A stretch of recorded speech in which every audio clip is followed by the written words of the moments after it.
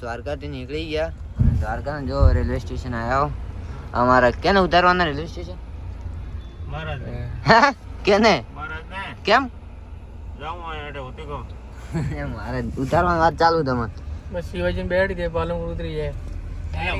ગાડી ઓલી બાજુ ભી પાછળ. થઈ ગયો જાય. તો જો રેલવે સ્ટેશન આવી ગયા દ્વારકાના. બીજું શું હે? આવો.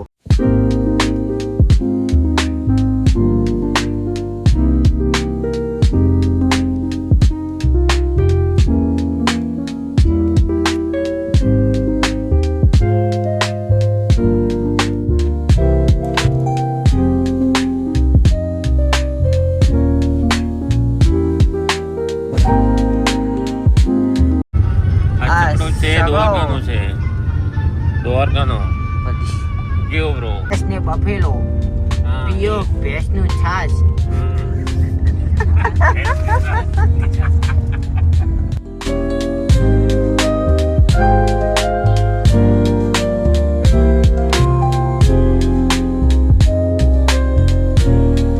નાગેશ્વર મહાદેવ ગાઈસ પહોંચી ગયા. જો બે ગાડી પાર્ક કરી દીધી. બધા મહાદેવના મંદિરના દર્શન કરવા. શું કીધા તમે? નાગેશ્વર જ્યોતિર્લિંગ. હર હર મહાદેવ. હર હર મહાદેવ. શું કીધા હવે કો? શું કીધું? નાગેશ્વર જ્યોતિર્લિંગ પહોંચ્યા. નાગેશ્વર જ્યોતિર્લિંગ. દ્વારકાથી નાગેશ્વર જ્યોતિર્લિંગ. ના ના કયા લિંગ કો કીધા હતા ને નો લે. 12 જ્યોતિર્લિંગ માંથી એક જ્યોતિર્લિંગ છે એમ. 12 જ્યોતિર્લિંગ માંથી એક જ્યોતિર્લિંગ આ ગણા હે નાગેશ્વર જ્યોતિર્લિંગ. નાગેશ્વર જ્યોતિર્લિંગ દ્વારકાથી 13 કિલોમીટર આવેલું છે. દ્વારકાથી 13 કિલોમીટર આગળ જેવું હોય. દ્વારકાની બાજુમાં જ છે. 13 કિલોમીટર કાપતો અડધો કલાક લાગે. સમય લાગવાનો તો જો ગાડી પણ આવશે મજા. આવી ગયા બધા તો પણ હાઈ ક્લાસ છે ગાઈસ. પબ્લિક તો બહુ અહીંયા જો ટ્રાફિક છે ચારે બાજુ. છેક દૂર સુધી ગાડીઓ પડી છે. જો મેન ગેટ જોવાનો તેમ ના ભણા દેવા. આ નાગેશ્વર જ્યોતિર્લિંગ છે બરાબર. દ્વારકાથી 13 કિલોમીટર આવેલું છે. આ 12 જ્યોતિર્લિંગમાં એક જ્યોતિર્લિંગ કહેવાય છે.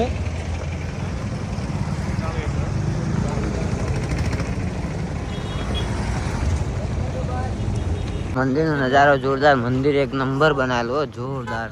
જો મંદિર જો આ શંકર ભગવાનને મસ્ત બેહાડેલા. શંકર ભગવાનને જોરદાર જગ્યા ગાઈસ. આવજો ભલે. દ્વારકા નજીક છે. જગ્યા એક નંબર હો ભાઈ. પબ્લિક બહુ આજે 2 દિવસ રજાઈ આઠમ એટલે પબ્લિક તો બહુ આવી છે પણ જગ્યા સારી જો.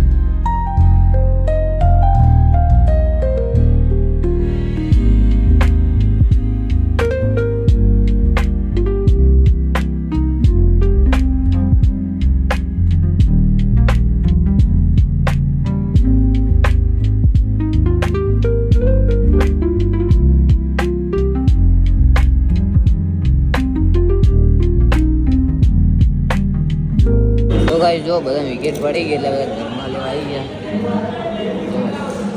બધા જમવા આવી ગયા મહારાજ. જમવાનું કેવું હતું બાકી? જમ્યા વગર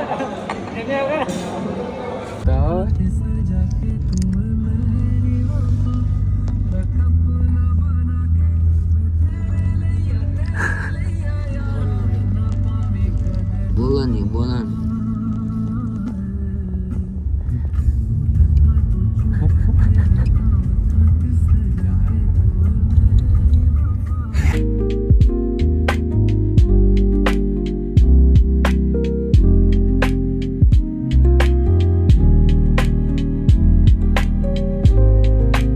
નાગેશ્વર મહાદેવના મંદિરના દર્શન કરી લીધા તો હવે સોમનાથ માટે નીકળી ગયા નાગેશ્વર મહાદેવથી. અને સોમનાથ જઈ દર્શન કરીને રાત રોકાવાનું કદાચ પ્લેન બનાવ્યો હોય પણ હવે પછી જોઈએ. તો હમણાં તો સોમનાથ માટે નીકળી ગયા અને હમણાં બધા નહીં આરામ નહીં કોઈ આરામમાં એટલે બધા